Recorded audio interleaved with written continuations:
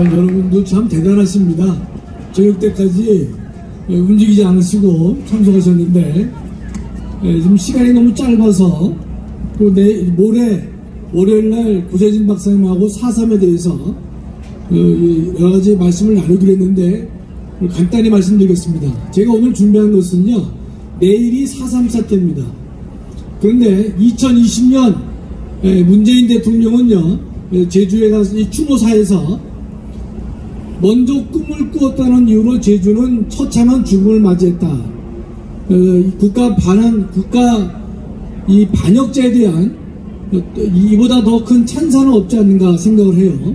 근데 작년에는 남로당 반란 세력을 진압한 군경을 국가폭력이라고 하면서 대동한 국방부 장관과 경찰청장에게 사과를 명했습니다.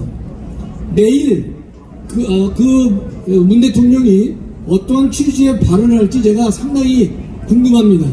또 윤석열 당선인께서 어떠한 발언을 하실지 상당히 궁금한데, 제가 간략하게 문재인 정권하에서 이루어진 이 국가 정체성 부정을 제가 잠깐 말씀드리겠습니다. 먼저 2018년에 제주지방법원은요, 생존 수용인, 그러니까 4.3 사태 때 반역을 일으킨 사람인데 지금까지 살아있어요. 생존 수용인 18명이 국가에 대해서 소송을 냈는데 나라가 무죄를 선고해주면서 18명에게 53억 4천이라고 하는 형사보상금을 지급했습니다. 그 다음에 이들이요, 다시 한번 국가 배상을 청구합니다. 110억짜리 소송을 현재 국가 배상을 소송을 청구했는데 지금 진행 중에 있습니다.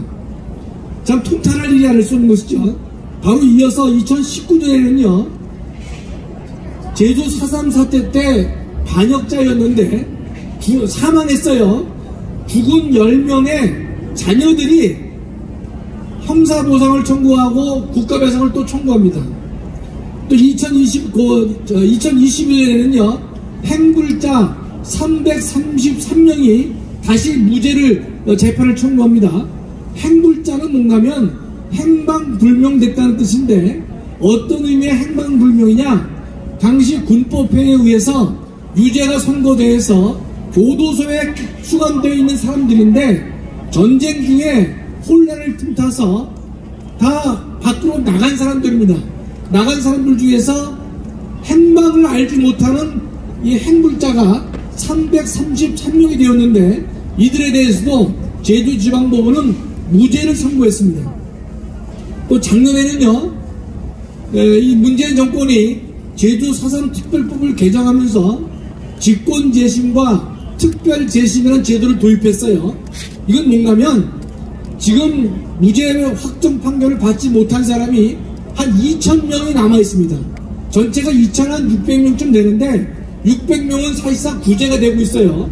그러나 2,000명이 구제가 되지 않았는데 이것을 직권재심과 특별재심을 통해서 무죄를 만들어 주려고 합니다. 작년 11월 30날 박범계 법무부 장관이 대검의 명령을 내렸어요.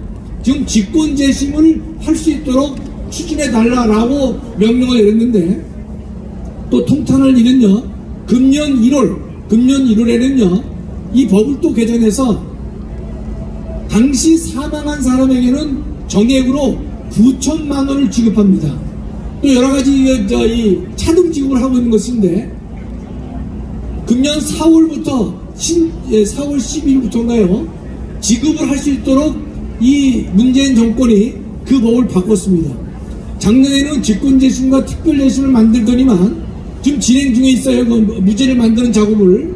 그 다음에 금년에는 9천만원, 4천만원 이렇게 해서 모든 사람에게 돈을 지급하려고 하는 그런 일을 행했습니다. 그런데 3월 29일이 언제입니까? 바로 며칠 전이죠. 며칠 전 박범계가 작년에 지시한 직권재심, 특별재심이 있었죠. 그 직권재심에 따라서 바로 며칠 전에 제주지방법원에서 직권재심을 신청을 했어요. 그래서 20명이 무죄가 됐고 당일 또 20명이 무죄가 됐습니다. 재판을 하는데 검사가 당일 무죄 구형을 하고 판사는 당일 무죄 선언을 했습니다. 바로 그게 3월 29일 바로 엊그제입니다.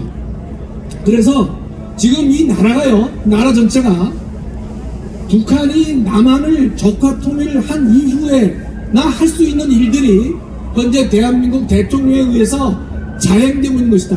따라서 윤석열 정부가 시작되면요, 지금까지 5년 동안 문재인 정권이 일으킨 국가 정체성을 파괴한 이 일에 대해서 다시 원상 회복을 해야 될 것이고, 이 특별재심과 직권재심 또는 제주지방법원 판결들은요, 원인 무효시켜서 대한민국의 정체성을 바로잡는 일을 해야 될 것이다, 이렇게 믿습니다. 감사합니다.